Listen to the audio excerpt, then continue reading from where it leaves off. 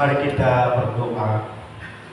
Ya Tuhan, ya Allah kami, Tuhan dan Juru Selamat kami, kepada-Mu ya Tuhan kami datang merendahkan hati kami kepada-Mu. Kami sadar bahwa kami adalah manusia yang terbatas, manusia yang seringkali jatuh ke dalam dosa. Tetapi kami bersyukur karena anugerah-Mu kami diselamatkan.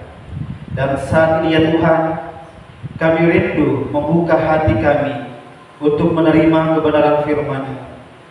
Tuhan yang tolong kami, mampukan kami untuk kami bisa mengerti firman-Mu, dan kami mau melakukannya dalam kehidupan kami setiap hari. Tuhan, pakai hamba-Mu yang terbatas saat ini untuk menjadi alat Tuhan, menyampaikan firman-Mu kepada kami semua. Terima kasih Bapa di surga. Kami siap mendengarkan dan melakukan firman-Mu. Hanya di dalam nama Tuhan Yesus kami berdoa. Amin.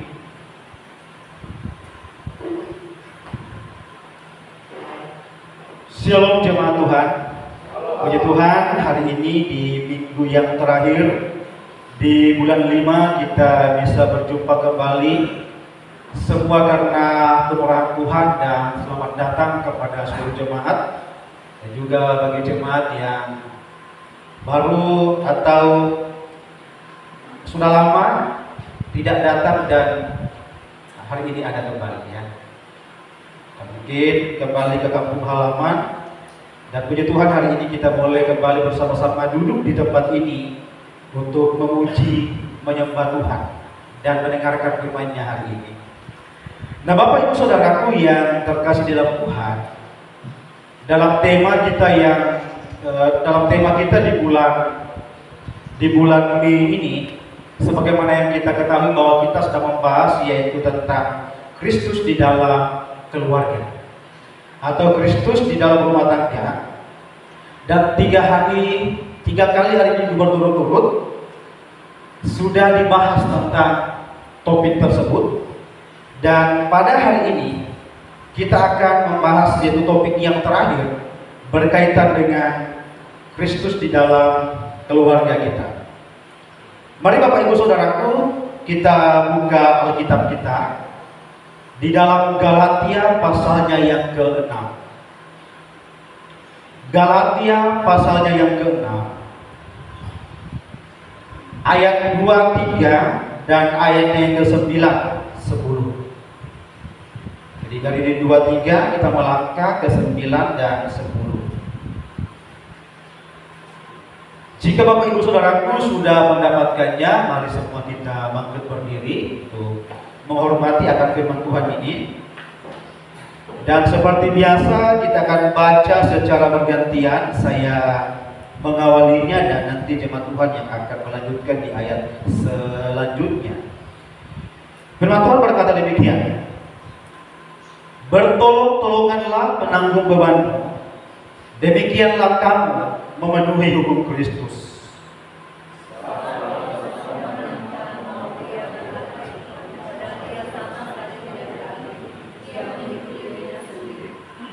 Janganlah kita jemu-jemu berbuat baik, karena apabila sudah datang waktunya, kita akan menuai jika kita tidak menyerah.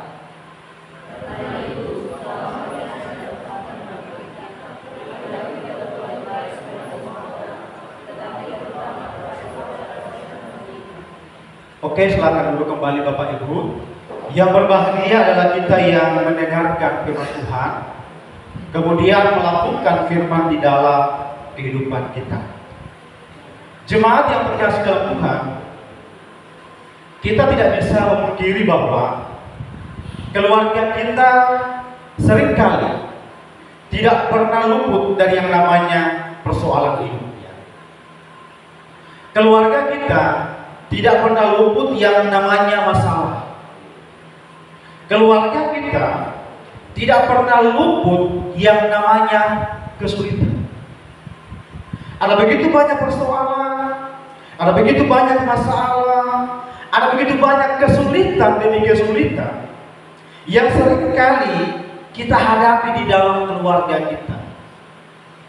Sehingga yang dibutuhkan adalah bagaimana kita bisa menghadapinya secara bersama-sama? Ya. Ini yang sangat diperlukan. Ini yang sangat dibutuhkan di dalam keluarga. Ketika terjadi kesulitan di dalam keluarga, ketika terjadi persoalan dalam keluarga, ketika terjadi masalah demi masalah di dalam rumah tangga kita, perhatikan bahwa yang dibutuhkan adalah bagaimana kita sebagai anggota keluarga menghadapinya secara bersama-sama. Tidak dihadapi seorang diri, tetapi bagaimana kita bisa menghadapi tekanan demi tekanan atau kesulitan demi kesulitan di dalam kehidupan kita. Setiap persoalan yang ada, setiap kesulitan yang ada, itu tidak bisa ditinggalkan, ya. Itu tidak bisa dibiarkan. Tetapi yang dibutuhkan adalah bagaimana anggota keluarga kompak bersama-sama untuk menghadapinya, bahkan mencari solusi, menemukan jalan keluar, sehingga persoalan yang ada bisa selesai dengan baik. Nah saudara, hari ini kita mau kembali kepada firman Tuhan yang telah kita baca bersama pada saat ini.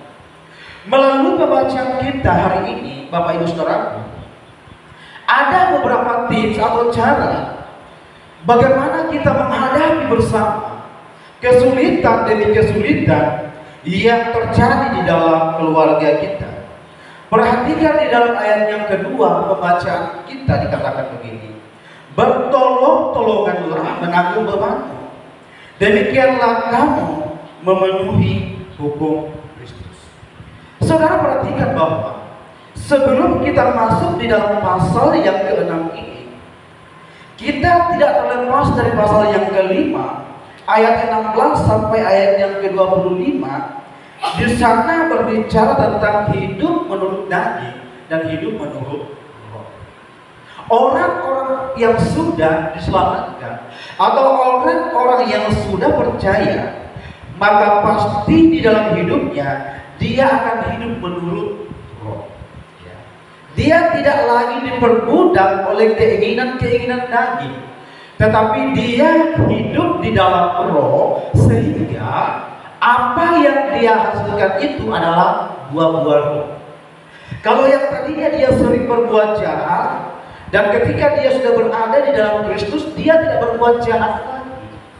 Dia lalu kemudian melakukan kebaikan yang berdasarkan pimpinan Roh Kudus. Sehingga Bapak Ibu Saudaraku, dari sini akan membawa kita untuk memahami tentang keadaan yang pasal yang kita baca saat ini.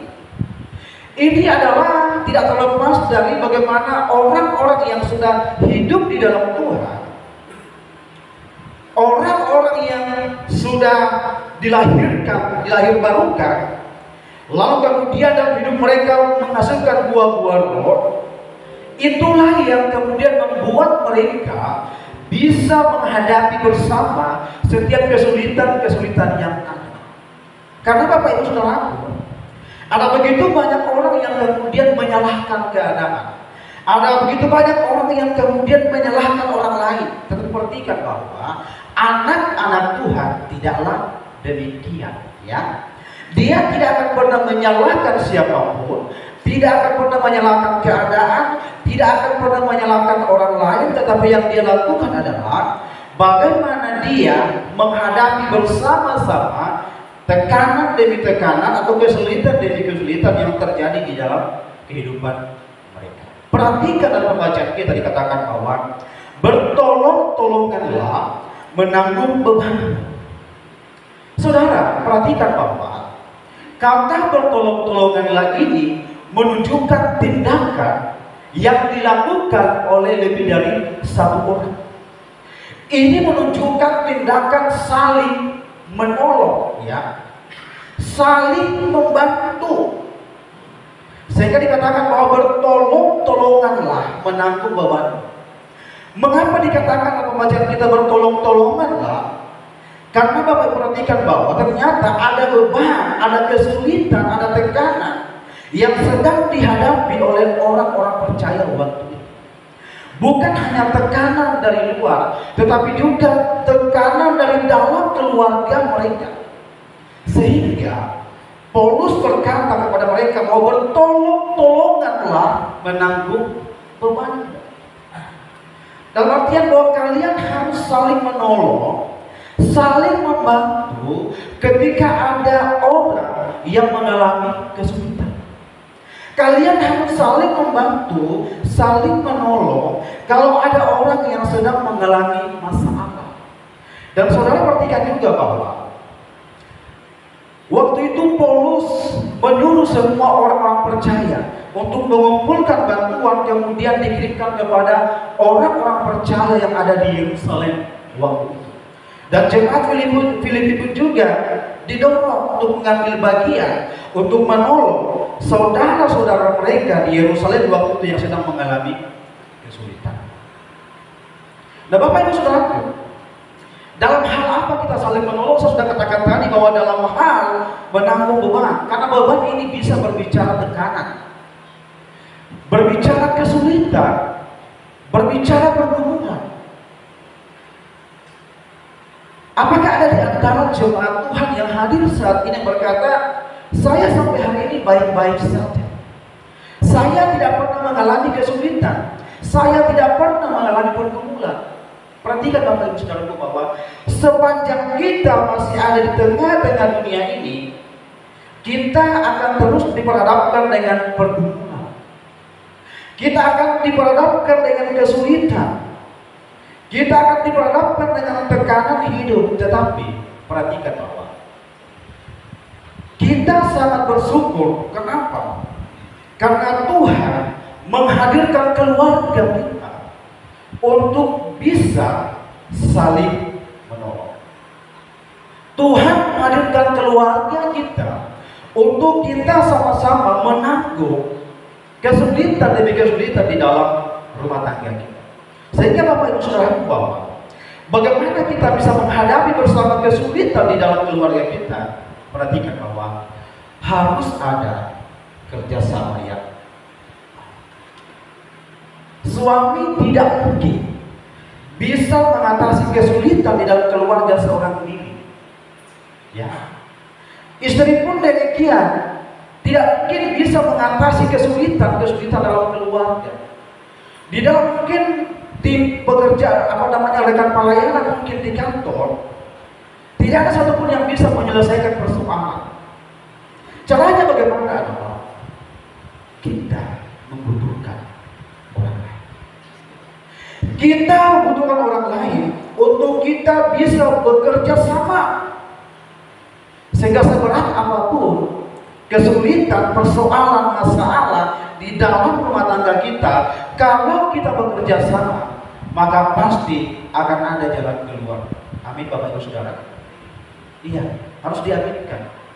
Karena kita terbatas. Jangan kemudian suami menganggap sudah tidak usah suami istri membantu saya bisa. Sampai kapan engkau bisa Bapak Ibu Saudara? Mengapa Tuhan menciptakan Hawa bagi Adam? Karena Adam perlu ditolong. Tuhan mengatakan bahwa menciptakan seorang penolong yang sepadan. Sejak awal dunia diciptakan, Allah tidak menciptakan manusia seorang diri. Allah menciptakan Adam dan Hawa. Untuk apa? Untuk saling melengkapi. Jadi saudara, bertolong-tolonganlah artinya bagaimana kita saling membantu. Ada kerjasama di dalam keluarga kita, ada kerjasama di dalam rumah tangga kita untuk saling menanggung beban, untuk saling menanggung kesulitan, sehingga di dalamnya ada kerjasama dan persoalan demi persoalan itu tidak dapat persoalan itu dapat diselesaikan secara bersama-sama. Sebagai contoh Bapak Ibu Saudara, seorang istri atau seorang ibu, dia tidak mungkin bisa mengurus keluarga sendiri. dibutuhkan kerjasama dari suami. Demikian juga suami tidak bisa mengurus rumah tangga sendiri, dibutuhkan istri. Kehadiran anak-anak juga di dalam keluarga kita, perhatikan bahwa mereka adalah partner di dalam rumah tangga itu sendiri. Sehingga di dalam rumah tangga, perhatikan Bapak Ibu, tidak ada yang jalan sendiri. Suami maunya jalan sendiri, istri maunya jalan sendiri, anak-anak maunya jalan sendiri. Kalau demikian, kesulitan demi kesulitan yang terjadi bukannya bisa diselesaikan, tetapi justru akan semakin bertambah. Makanya diperlukan yang namanya kerjasama yang baik. Saudara, kita tidak bisa memungkiri bahwa di zaman sekarang ada orang yang egosentris. Egosentris artinya dia berpusat hanya pada dirinya sendiri. Dia tidak mau peduli dengan orang lain. Bagaimanapun keadaan orang lain, dia tidak mau peduli. Nah, sangat disayangkan kalau seandainya suami atau istri itu egosentris. Dia tidak mau peduli dengan anggota keluarga. Pokoknya apa yang dia melakukan, dia lakukan. Dia tidak peduli orang lain. Ini namanya egosentris, ya. Berpusat hanya pada dirinya sendiri dan tidak mau memikirkan orang lain. Saudara, kita ingat peribahasa yang mengatakan berat sama dipikul, ringan sama di. Ya. Artinya apa? Peribahasa ini bermakna bahwa beban atau tanggung jawab yang dikerjakan bersama-sama akan terasa lebih ringan atau mudah diatasi. Jadi seberat apapun pekerjaan, kalau dikerjakan secara tim, meskipun berat kelihatan, tetapi adanya kerjasama, maka akan terasa ringan. Saudara ingat istilah mapalus, betul ya, Ibu Ellen, mapalus. Dari dulu Bapak Ibu, bangsa kita itu sudah mengenal istilah gotong royong. Dan di tiap-tiap daerah itu punya arti yang masing-masing. Kalau di Manado mungkin namanya mapalus, gotong royong. Kalau di daerah kita Sulawesi Tengah, Bapalus, ya. Saya ingat dulu waktu di Palolo, saya masih SMP di sana. Itu seringkali diadakan Bapalus di sawah. Tapi masuknya harus setengah 6 sampai jam 7. Karena banyaknya orang, sawah 1 hektar tidak lama, tidak sampai 1 jam tanam padi. Itu zaman saya dulu di Palolo, tanam padi atau juga jagung rumput. Dan ini biasa dilakukan oleh gereja. Bapalus kerjasama, kemudian ada dana yang masuk. Dananya itu masuk ke dalam kas gereja. Ini luar biasa. Pekerjaan yang kalau dikerjakan oleh tuan sawah mungkin bisa berhari-hari. Tapi karena kita masuk semuanya, tidak lama selesai. Renungkan Bapak Ibu, kalau pergumulan di dalam keluarga, pergumulan di dalam rumah tangga hanya diterpa oleh suami, apa yang terjadi? Berat. Renungkan kalau kesulitan demi kesulitan hanya dibebankan kepada istri, apa yang terjadi? Berat. Dibutuhkan yang namanya kerjasama.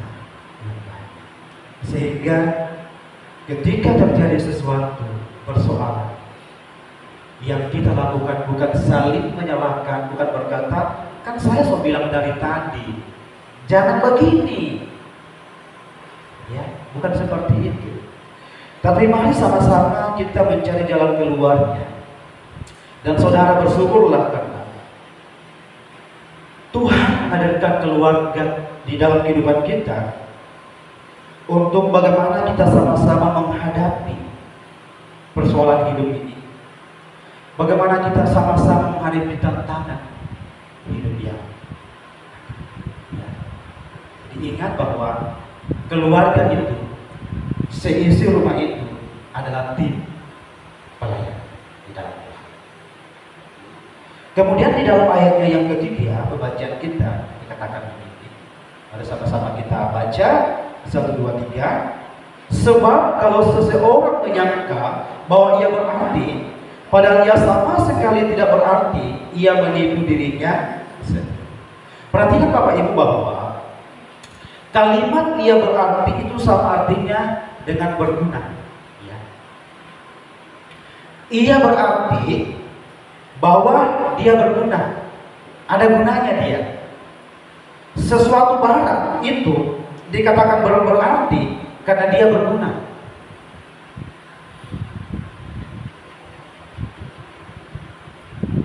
Dan itu dikontraskan di dalam kalimat selanjutnya, dikatakan bahwa ia sama sekali tidak berarti.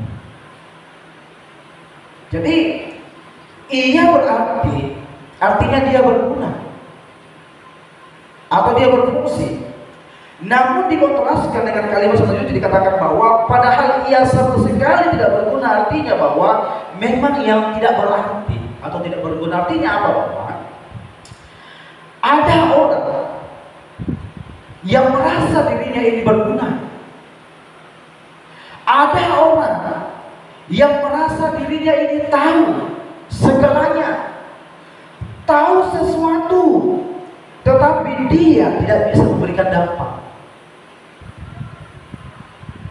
Orang ini mungkin ahli di dalam bidang tertentu, tetapi apa yang dia miliki, perhatikan bahwa sama sekali tidak berarti. Dan perhatikan bahwa orang yang merasa diri berarti, orang yang merasa diri berguna, punya sesuatu yang dapat digunakan untuk menolong orang lain, tetapi kalau dia tidak melakukannya, perhatikan, ia menipu dirinya sendiri. Dia tidak menipu orang lain, tetapi dia menipu dirinya sendiri. Artinya tidak ada gunanya. Tidak ada gunanya. Apa yang dia miliki, talenta, karunia, apapun yang dia miliki tidak berguna. Kenapa? Karena tidak berdampak bagi orang lain. Ini sama dengan perumpamaan talenta di dalam Alkitab yang diberikan kepada orang-orang tertentu, kemudian ada yang menimbun, ada yang mengembangkan, tetapi ada yang menimbun. Padahal pada dirinya diberikan karunia, diberikan talenta, tetapi dia tidak mau melakukannya, maka dikatakan sama halnya dengan dia itu penipu. Dia menipu dirinya sendiri. Apa artinya Bapak Ibu Saudaraku bahwa di dalam menghadapi bersama kesulitan demi kesulitan yang ada di dalam rumah tangga kita atau di dalam kehidupan kita, maka yang dibutuhkan adalah kita harus hadir sebagai pribadi yang dapat diandalkan. Ya. Kita harus hadir di tengah keluarga kita sebagai pribadi yang punya arti. Kita harus berdampak bagi anggota keluarga kita. Kita harus memberikan dampak yang baik bagi keluarga kita. Dan saudara, orang yang bisa diandalkan itu adalah orang yang produktif, aktif. Sesuatu barang yang tidak bisa dipakai lagi, itu pasti akan dibuang. Dan ingat, ketika Yesus mendapatkan pohon ara yang tidak berbuah, ada perumpamaan di sana.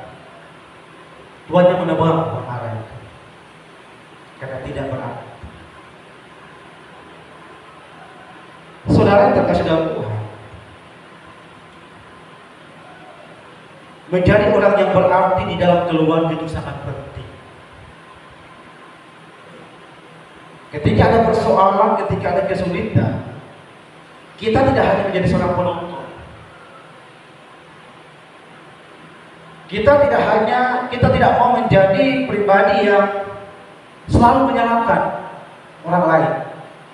Tetapi kita coba pikirkan bahwa apakah kehadiran kita selama ini di dalam keluarga kita benar-benar kita menjadi pribadi yang sudah berarti, menjadi pribadi yang benar-benar sudah memberikan dampak yang baik di dalam keluarga kita, sehingga ketika ada persoalan, ketika ada kesulitan, maka kehadiran kita di sana itu bisa memberikan solusi yang terbaik,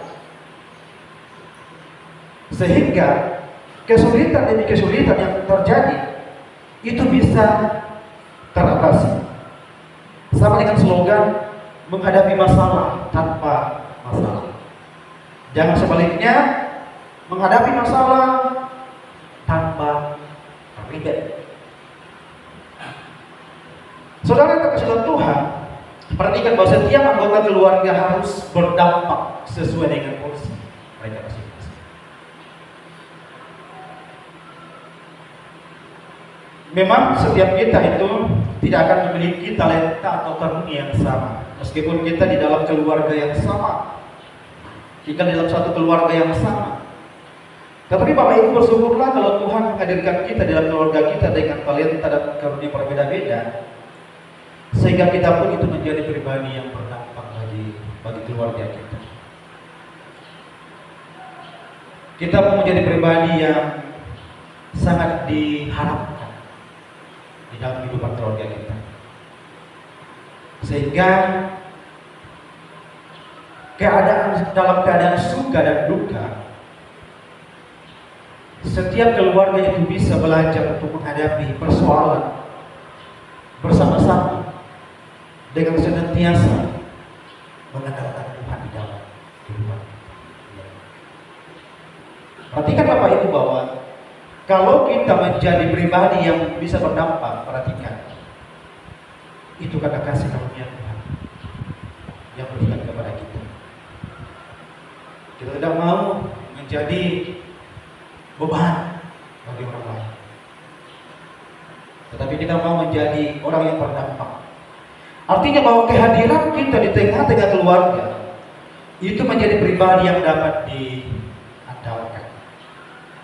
Makanya sejak dini Bapak Ibu Saudaraku, terus ajarkan anak-anak kita untuk mengerjakan apa yang bisa mereka kerjakan. Kita tidak mau kelak anak-anak kita ketika mereka besar, mereka tidak bisa berbuat apa-apa. Ingat bahwa kita sebagai orang tua tidak akan selamanya ada bersama dengan anak-anak kita. Umur kita semakin tua,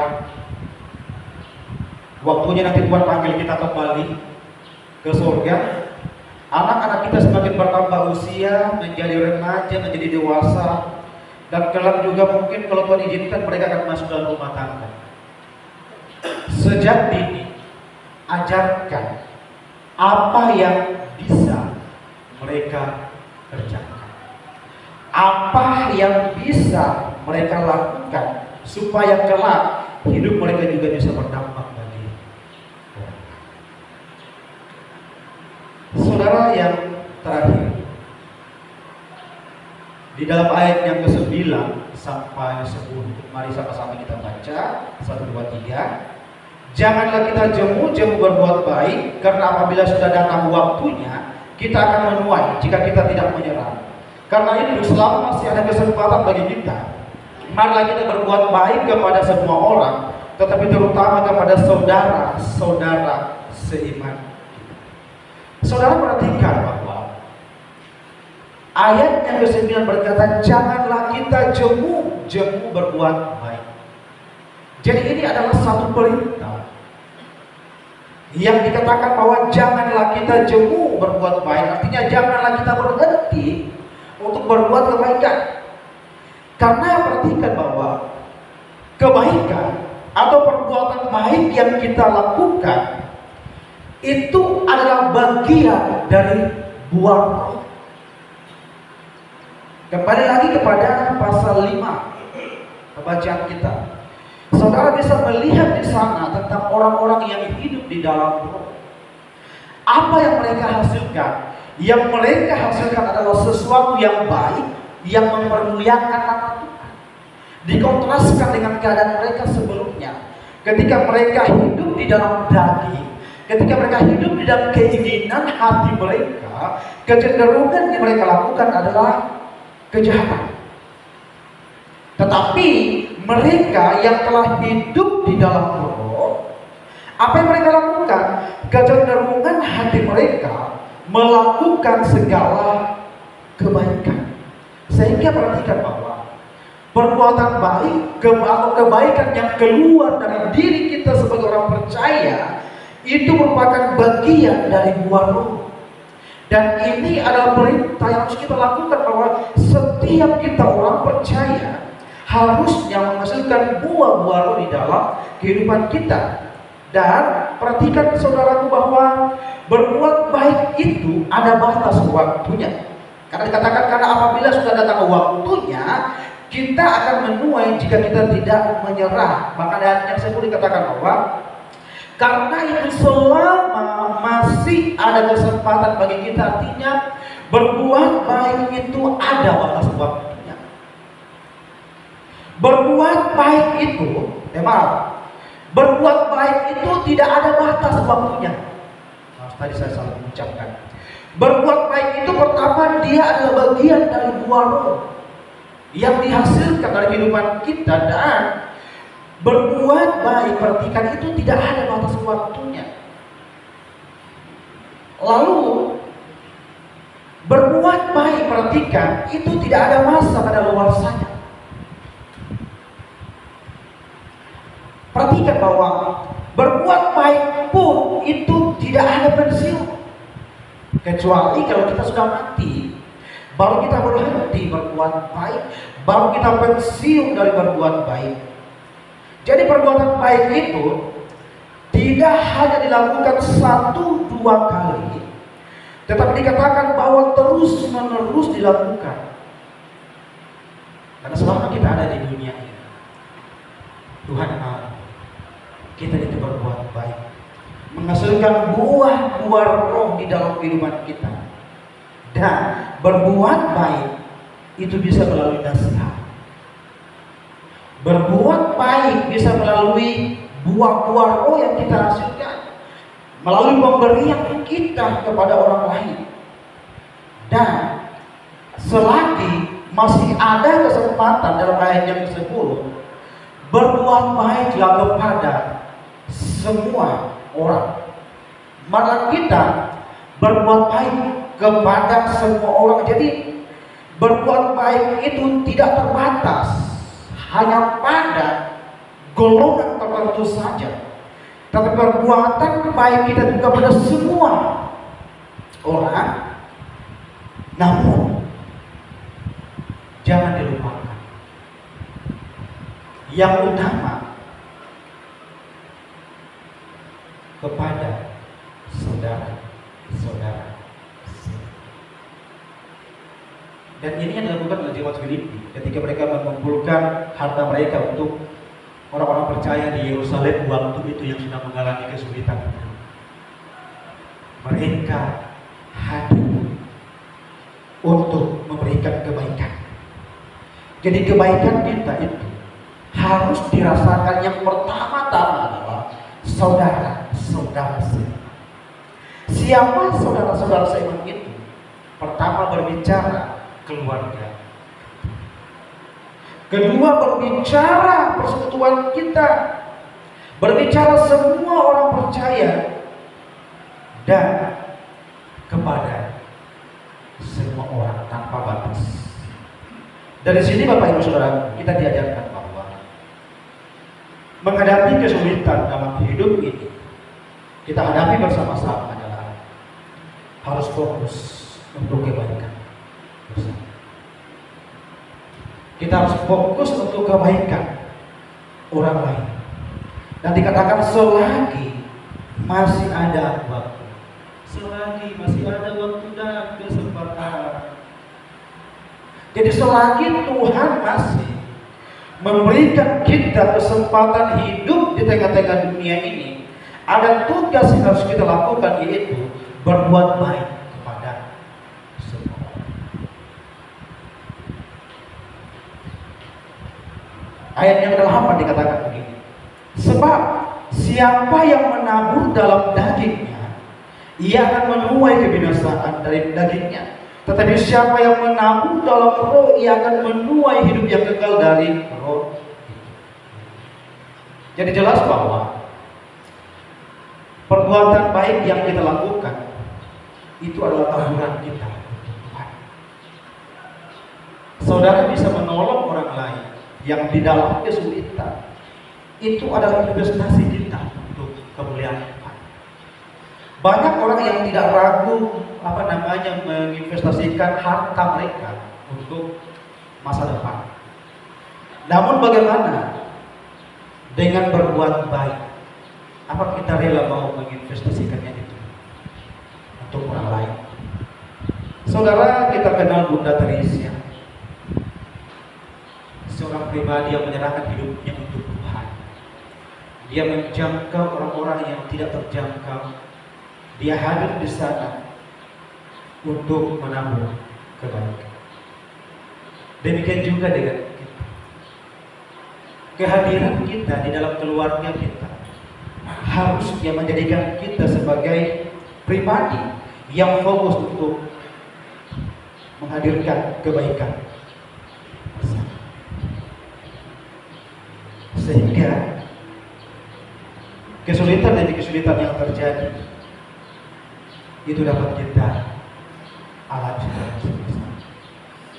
Bapak Ibu, bersyukurlah karena Tuhan hadirkan keluarga bagi kita.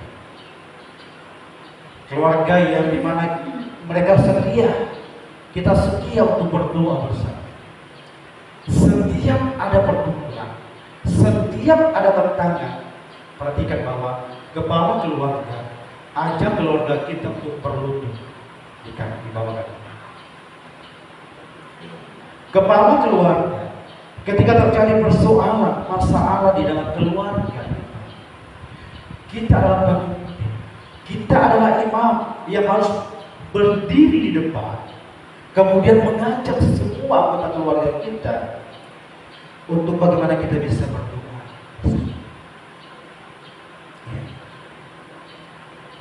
Dan kita mau tunduk ke dalam. Setiap ada persoalan demi persoalan di dalam keluarga kita harusnya diselesaikan di dalam kasih.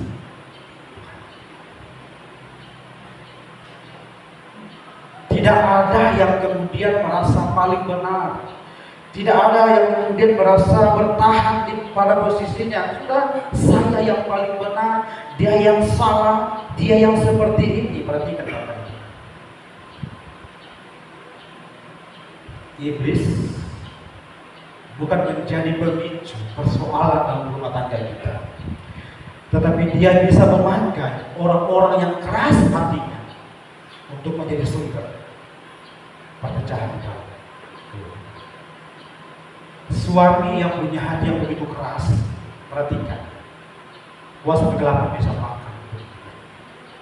Istri yang punya hati yang keras, perhatikan, iblis bisa pakai. Anak-anak yang tidak pun diatur, iblis pun bisa pakai.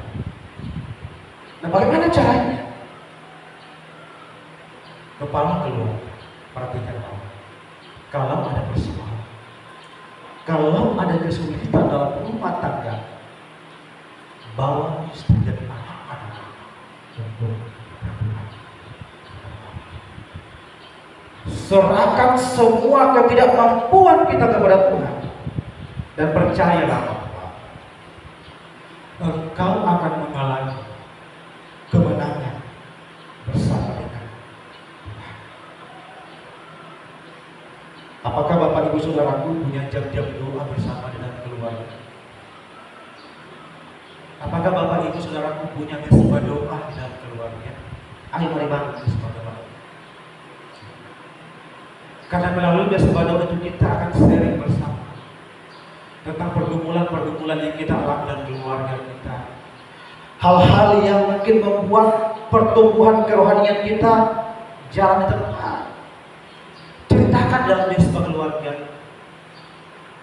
Tanyakan kepada suami, tanyakan kepada istri, tanyakan kepada anak-anak, apakah dalam mereka sepanjang hari ini, sehingga sama-sama kita membawanya kepada Tuhan di dalam doa.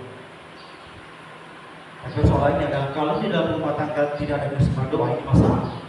Ini masalah Bapak Ibu Saudara. Ini menjadi persoalan yang besar ketika di dalam keluarga kita tidak ada Desbado. Tidak ada wadah untuk anggota keluarga sama-sama berkumpul untuk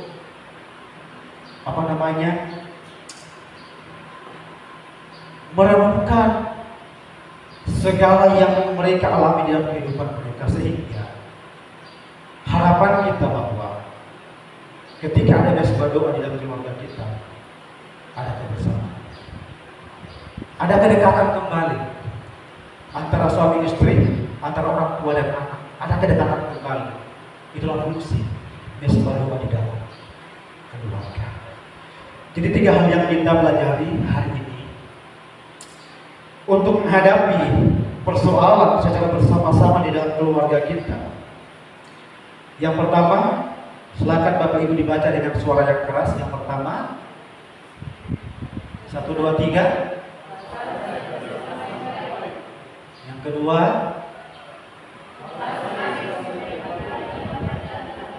yang ketiga,